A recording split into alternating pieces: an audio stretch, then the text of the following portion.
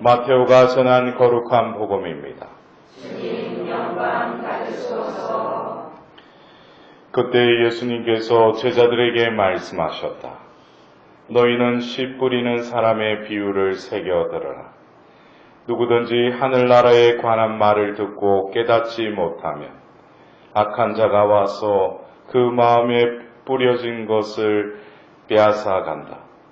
길에 뿌려진 씨는 바로 그러한 사람이다. 돌밭에 뿌려진 씨는 이러한 사람이다. 그런 말씀을 들으면 곧 기쁘게 받는다. 그러나 그 사람 안에 뿌리가 없어서 오래 가지 못한다. 그래서 말씀 때문에 환난이나 박해가 일어나면 그는 곧 걸려 넘어지고 만다. 가시던 물 속에 뿌려진 씨는 이러한 사람이다. 그런 말씀을 듣기는 하지만 세상 걱정과 재물의 유혹이 그 말씀에 숨을 막아버려 열매를 맺지 못한다. 좋은 땅에 뿌려진 씨는 이러한 사람이다. 그런 말씀을 듣고 깨닫는다.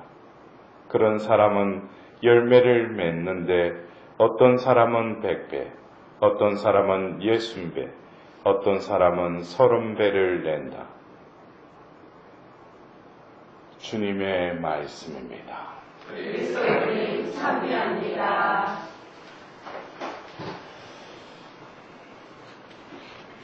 지금 말씀이 선포됐는데 각자에게 뿌려진 시 중에 어떤 말씀이 자기에게 이렇게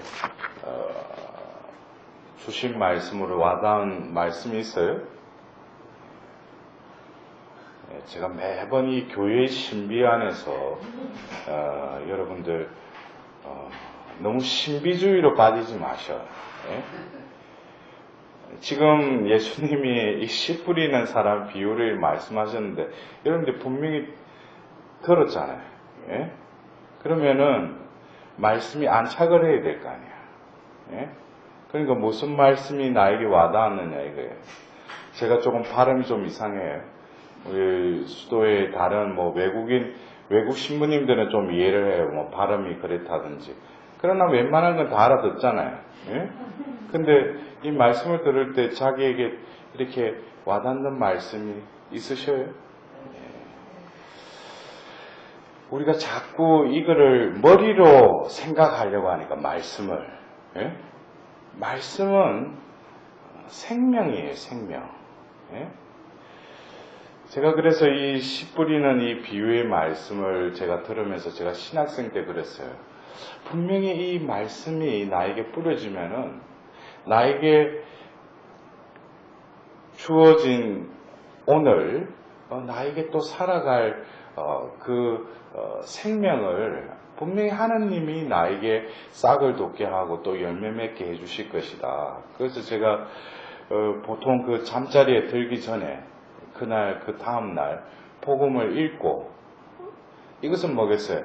내가 읽는다 해서 이거를 머리로 생각하고 단어를 주석적으로 그게 아니죠. 그냥 내가 보고 그냥 듣는 거예요. 그냥. 그리고 뭐예요? 자죠. 일어나서 아침에 성당에 가서 아침 묵상을 할 때 의뢰에 보면 이걸 또 읽어요. 그러지 말고 어제 분명히 나에게 씨를 뿌렸으면은 그 씨 뿌린 이가 또 나에게 그 씨를 나에게 필요한 말씀을 먼저 뭐겠어요? 생각나게 해주시겠죠. 그래서 그냥 기다려요. 처음에는 이게 익숙하지 않기 때문에 또 보고 싶은 유혹이 생겨요. 근데 기다려요. 근데 뭐예요? 어떤 말씀이 툭 나를 쳐요. 그 말씀 안에 머물러요. 묵상 중에 내가 이거를 분석하고 주석학적으로 이거를 머리를 자꾸 이성을 사용하는 게 아니라 그냥 그 생명이 내 안에서 어떻게 움직이는가. 그냥 그게 머물러 있어요. 근데 그 말씀에서 또 뭐예요? 생명이 또 그 어떤 빛으로 그 말씀이 나에게 적용이 돼요. 그곳에 또 머물러요. 그러면 또 내 안에 그 말씀이 오늘 하루를 어떻게 살아가야 될지 그 말씀이 나에게 어떤 결심을 하게끔 해요. 그걸 실천하도록. 여러분들 말씀이 오늘 여러분들 하답송에 주님 당신께는 영원한 생명의 말씀이 있습니다 그랬어요. 여러분들 아직까지 성경을 볼 때 이거를 문자로 보면은 아직까지 이 사람 뭐예요? 이거는 문자가 아니에요. 왜냐하면은 개돼지한테 하나님이 그 복음을 주면은 원래 하나님이 창조할 때 우리와 소통하기 위해서 인간에게 준 그 언어, 그걸 또 역사적으로 세월이 지나서 문자를 또 개발케 하시고 우리에게 이 문자로서 당신의 그 뜻을, 당신의 이런 분이라는 걸 우리에게 알리기 위해서 이 글자로 전해졌을 뿐이지, 이것은 글자 이전에 뭐예요? 생명이라는 거예요. 우리가 히브리서의 그 쌍날칼보다도 더 이 말씀이 힘이 있다라는 것을, 그리고 히브리서 1장에 뭐예요? 이 말씀이 이 만물을 지탱하고 있다는 것을 우리가 그 힘, 다이나믹한 어떤 하나님의 그 생동감 있는 어떤 그 말씀의 능력, 그것이 우리가 진정 이 교회 안에서 그 말씀이 뭐예요? 우리 안에서 살아 움직여야 된다는 거예요. 그러한 생명력이 없으니까 뭐예요? 글자로 주석하는 거예요. 그러니까 성경 뭐예요? 공부한다고 그러지. 성경은 공부하는 게 아니에요. 그래서 우리가 성경을 읽기 전에 먼저 뭐예요? 누구에게 기도를 해요? 성령께 기도하잖아요. 예? 왜 그래요? 인간이 알아들을 수 있도록 누군가를 또 도구로 해서 그에게 영감을 주어서, 할매가 아니고 영감을 주어서, 그래 어떻게 해요? 그거를 받아 적게 하는 거죠. 제가 처음에 그 성경 여정 그걸 하면서 제가 그랬어요. 2000여 년 동안 40여 명의 사람들을 도구를 해서 이 성경의 70세권의 책을 쓰게 하셨는데, 그 시기 동안에 어느 누가 아무리 인간들이 자기들끼리 전수해가지고 적는다 하더라도 이 책이, 성경이란 책이 하나님이 원저자라는 것을 부인할 수 없는 게, 성경 70세권의 이 책의 내용은 일관되다는 거예요. 우리가 어떤 원저자가 소설을 적는다 하더라도 처음 건과 마지막에 결말을 맺을 때 뭐예요? 한 저자가 적을 때는 뭐예요? 줄거리가 흘러가죠. 예? 그 저자만이 그 줄거리를 알 거 아니에요. 그러니까 이게 하나님이 이 성경 말씀을 적게 하셨다면은 전체는 뭐예요? 흘러간다는 거예요. 근데 우리는 뭐예요? 이때까지 여러분들 그렇죠? 뭐 요한복음, 뭐 탈출기, 70세권 책 중에 여러분들이 몇 권을 보셨어요? 그래 놓고 미사는 왔다 갔다 해요. 그런 말씀 들을 때는 딴 생각하고 있어요. 예? 그 말 그대로 미사를 잘 보는 거지. 예? 오늘 신부님이 오늘 오늘 머리 스타일이 좀 그렇네. 잘 보는 거야, 이게. 은총의 보고 속으로 우리는 이렇게 뛰어 들어온 거예요. 하나님은 이 미사성제를 통해서 은총을 마련해 놓으셨는데, 이거는 눈은 뜨고 있고 귀는 열렸는지 모르지만 참 예수님이 2000년 전 그 어느 마을에 들어가셔서 그 말 못하는 그 벙어리, 기머거리를 뭐라고 하셔서 에파타 했죠. 열려라. 직접 손을 대시면서. 여러분들 우리가 얼마나 영적인 불감증에 빠져 있는지. 우리가 오늘 일독서에 너무나도 잘 아는 이 십계명을 하나님은 주시죠. 이 십계명을 또 어기면 뭐예요? 우리는 죄를 지었다고 그래요. 너무나 쉽게 죄를 지었다고 그래요. 그러나 이 십계명은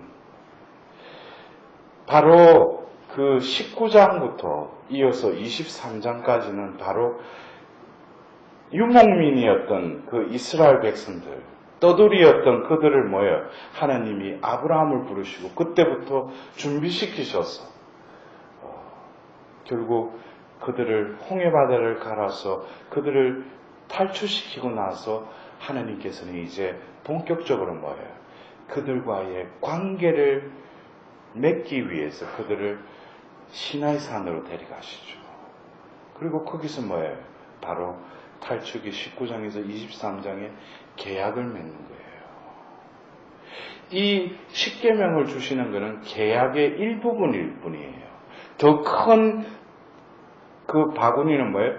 계약을 맺는다는 거죠. 계약은 뭡니까? 인격 당사자 간의 공적인 관계를 법적으로 맺는 것이 계약이라고, 버릿이라고. 제가 그 성경 여정 그거 할 때. 그래서 우리 성경에는 여러 계약이 있어요. 그러나 그 본연의 그 인격 당사자 간에 하나님과 이스라엘 백성, 공적인 관계. 이거는 뭐예요? 정인이 있어요. 이것을 우리는 일반 사회에서도 하는 게 뭐예요? 이를테면은 그 결혼식, 콘베예식을 할 때도 정인이 있죠. 그리고 이거는 법적으로 맺는 거예요. 그냥 구두로 하는 게 아니라 법적으로 또 사인을 하고 그것을 그래서 이 인격 당사자나 그러니까 이게 뭐예요?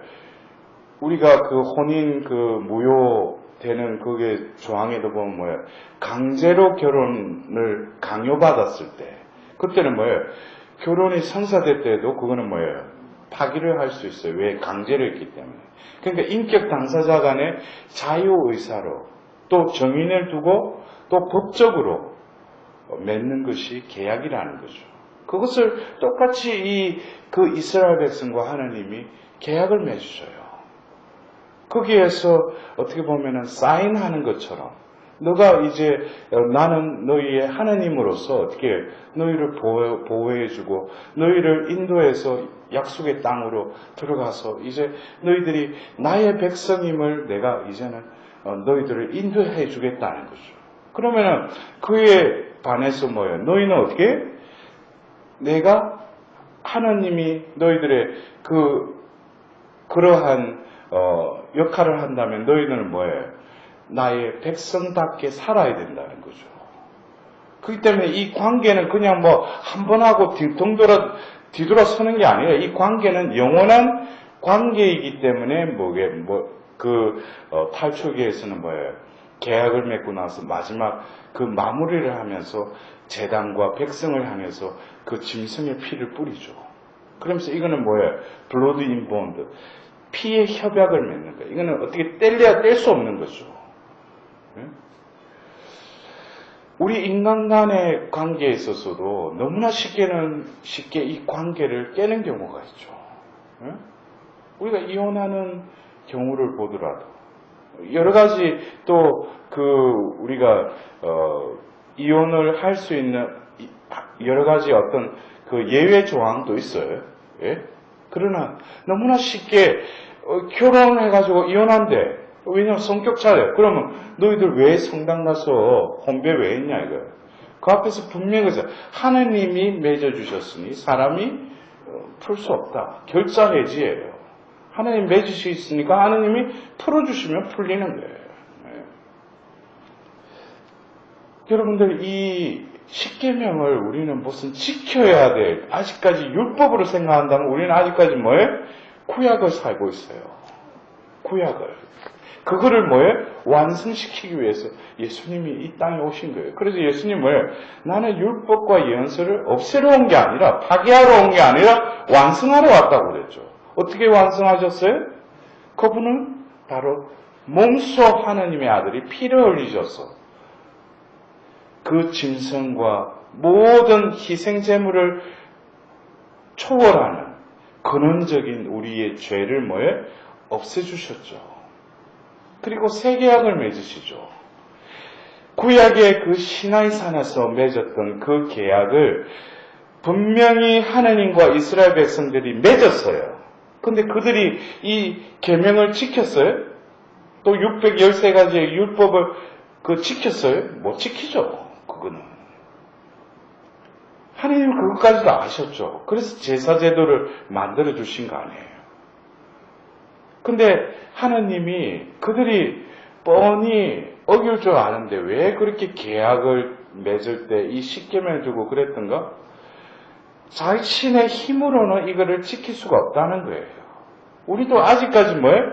이 계명을 어떤 조항이나 어떤 법으로 생각한다면 아직까지 이 사람 뭐예요? 하나님과의 인격적인 관계가 아직 뭐예요?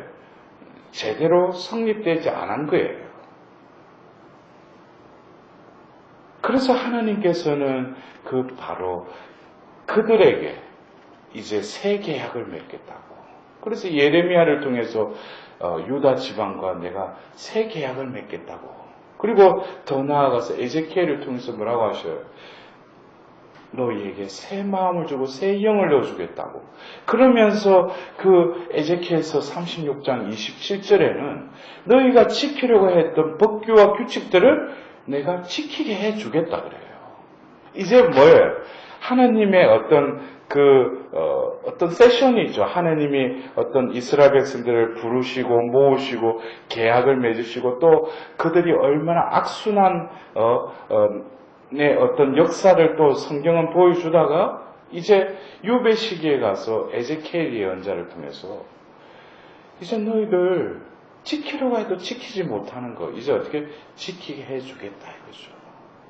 그것을 새 계약을 완성하기 위해서 예수님이 뭐예요? 몸소 속죄양이 돼서 피를 흘리시고 이제 부활을 통해서 결국 예수님은 그 죄와 사망의 세계를 이기시죠.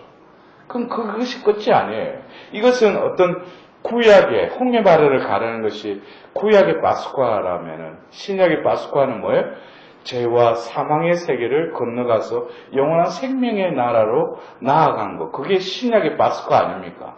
그러면은 이 홍해바다를 건너가게 한 것이 끝이 아니라 그들을 데리고 가서 시나이산에 가서 계약을 맺었듯이 이것이 구약이잖아요. 옛 계약이잖아요. 그러나 예수님이 몸소 어린 양이 되어서 죽고 피를 흘리시고 결국 부활하셔서 또 다른 영적인 홍해의 바다를 건너가시고 나서 하느님은 뭐예요? 그 제자들을 어디로 데려가셔요? 바로 오순절 다락방으로 데려가서 그곳에 바로 구약에 예언되었던 그 예언의 말씀이 그곳에서 이루어지죠.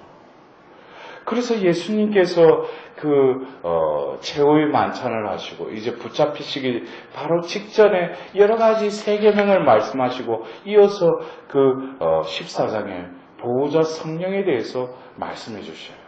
그 진리의 성령에 대해서 말씀해 주시면서 요한복음 14장 26절에 보호자 성령께서 너희에게 오시면은 내가 한 말을 깨닫게 해줄 것이다 그랬어요. 여러분들 오늘 뭐예요? 좋은 땅에 뿌려진 씨는 이러한 사람이다. 그는 말씀을 듣고 깨닫는다 그랬어요. 머리를 굴려가지고 그때 성경 공부할 때 이게 무슨 내용이었지. 그거는 공부예요. 그냥 이성적인 지성적인. 깨닫는 거는 뭐예요? 깨어난다는 거죠.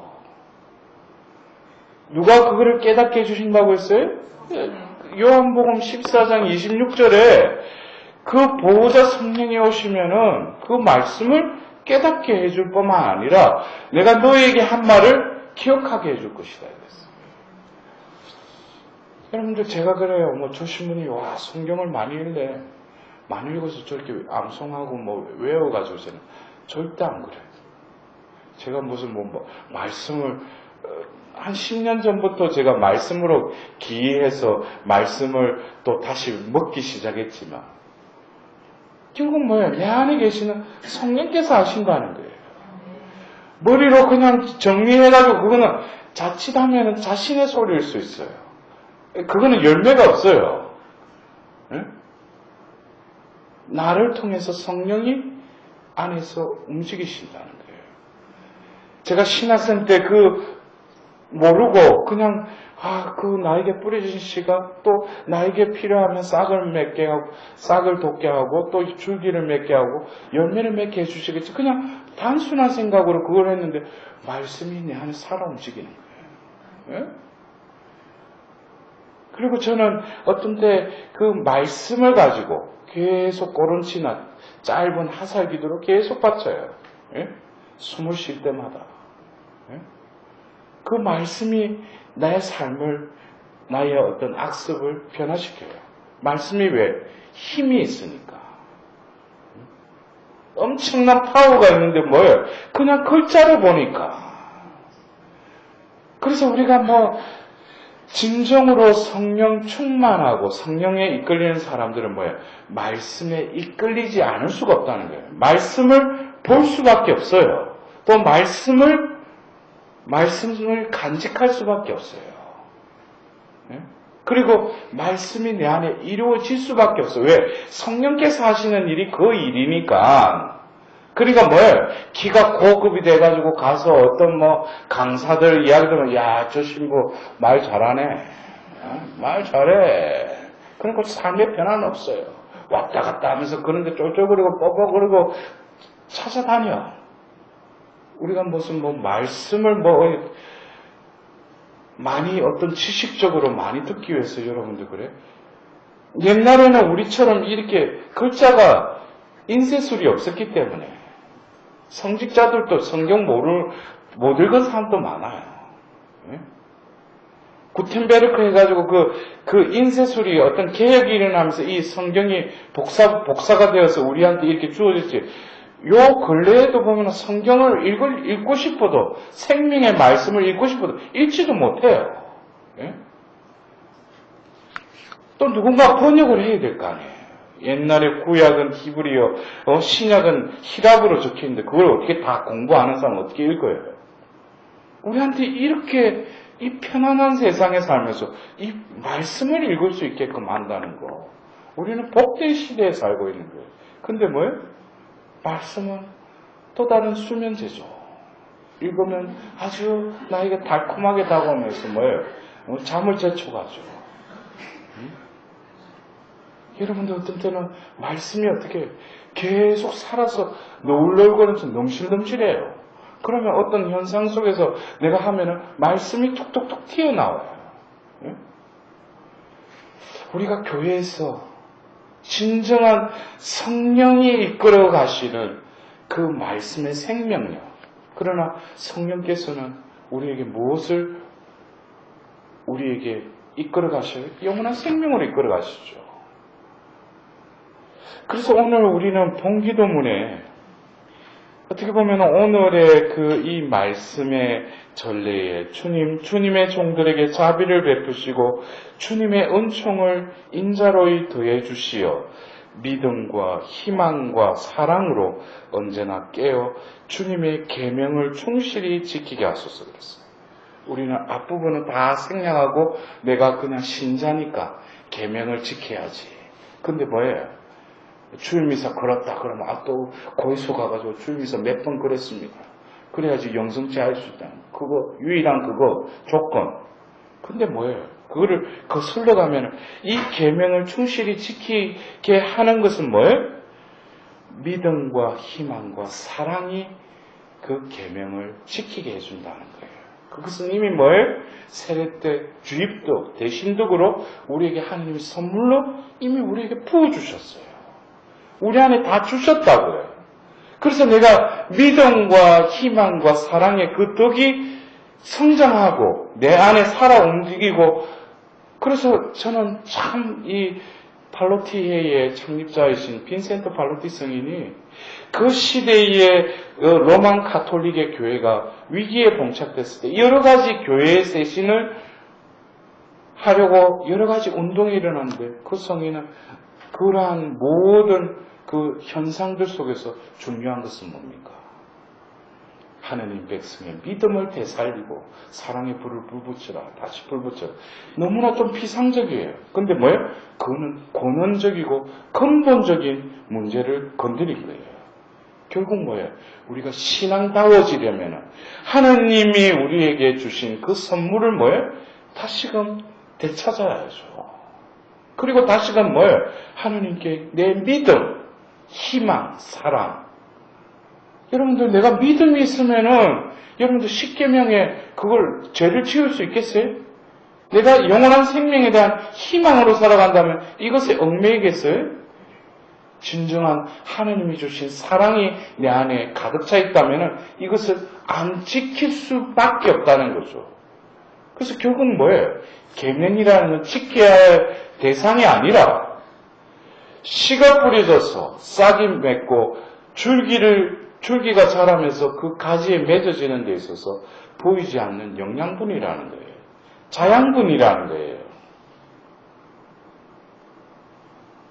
그래서 우리가 할 수 있는 것은 말씀을 외우고 말씀을 공부하는 것, 그것이 잘못됐다는 게 아니라 요한복음 15장에 그 참포도나무와 그 가지의 비유에서도 뭐라고 하고 있어요?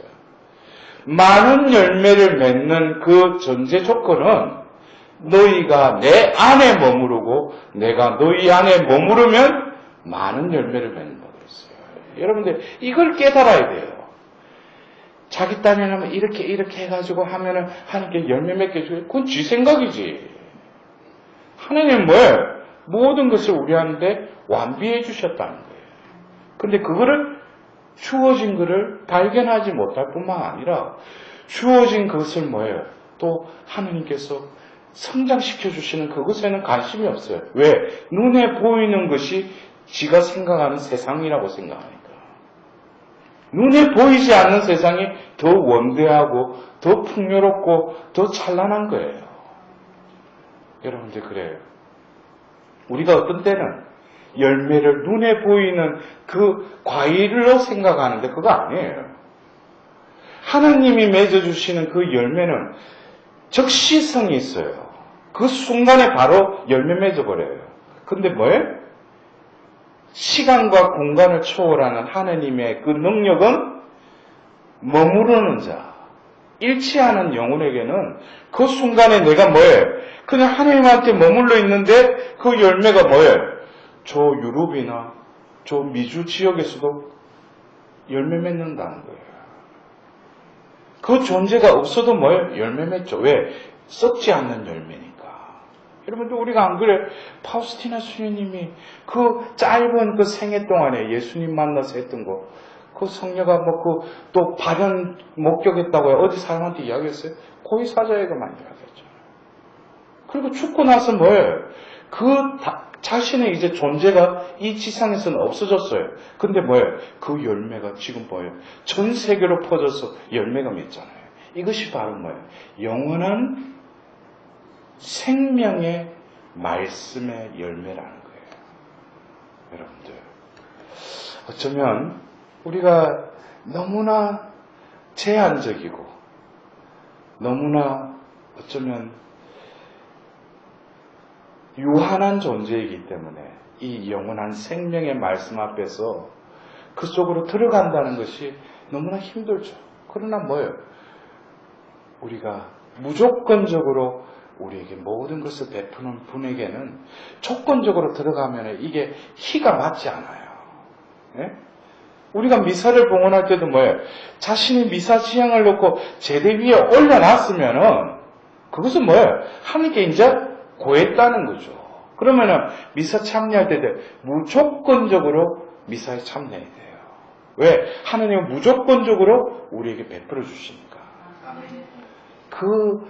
그 생리를 하나님의 어떻게 보면 그거를 깨닫기만 하면은 우리가 너무 뭐예요? 머리 중심적으로 머리를 너무 굴린다는 거예요. 이거는 뭐예요? 하나님의 무조건적으로 흐르는 그 은총을 우리는 다 흘러보내죠. 이 머리가 돌아가니까. 여러분들 우리가 철부지가 되고 진짜 어린아이처럼 할 때 하나님께서는 우리에게 그 머무름에 그것밖에 하지 않았는데 우리에게 뭐예요? 30배, 60배, 100배 아니 우리가 상상도 할 수 없는 그 풍성한 열매를 우리에게 맺어주신다. 제가 지난번에도 말씀드렸듯이 아니 내가 기도 많이 하는데 왜 나에게 왜 하나님이 응답을 안 해주시는가? 이미 해주셨어. 왜? 영원한 생명으로 나아가는 데 있어서 필요한 그 은총을 나한테 베풀어 주셨다는 거예요. 근데 그 곁들여서 지상적이고 현세적인 거는 뭐예요? 내가 얼마만큼 회개하고 머무름의 그 과정 속에서 하느님의 때가 되면은 그때부터 뭐예요? 하느님의 축복이 눈에 보이는 축복도 뭐예요? 주렁주렁 맺어진다는 거예요. 그것은 우리가 바랄 것이 아니라 하느님께 완전히 의탁드릴 때 그분이 몸소 왜 그래요? 머무른 자, 나와 일치한 자에게는 그를 통해서 누구를 드러내셔요? 그분 자신을 드러내시기 때문에 많은 이들이 조금 했는데 응답받았다고 이 주님이 있어요. 그건 뭐 네가 좀 노력해도 될 수 있는 문제인데 하면서 그래요. 근데 뭐예요? 도저히 생각해도 저건 안 될 건데 끝까지 가서 뭐예요? 탁 바뀌어버리면 뭐겠어요? 야, 저거는 진짜 하느님이 하셨구나. 그래서 우리가 뭐예요? 집 짓는 자들이 내버렸던 돌이 모퉁이의 머릿돌이 되었다고 그랬어요. 그래서 뭐예요? 상대적으로 저거 버린 돌이야. 근데 뭐예요? 하느님은 모퉁이의 머릿돌로 딱 하니까 뭐예요? 사람들이 놀라워 했다고 그러잖아요. 왜? 그건 하느님만이 하실 수 있습니다. 여러분들, 어쩌면 자기 안에 있는 여러 가지 딜레마들, 현세적인 어떤 어려움들, 여러분들, 하느님과 일치하면 하나님은 분명히 당신의 존재를 그를 통해서 드러내실 것입니다. 우리에게 주신 그 믿음과 희망과 그 사랑, 그것을 우리가 얼마만큼 하나님과의 그 관계 속에서 원활히 맺고 있는지, 오늘 비가 오는 이 하루, 어쩌면 나라는 이 가지에 주님께서 얼마나 많은 열매를 맺어주셨는지 감사드리는 하루가 되었으면 합니다.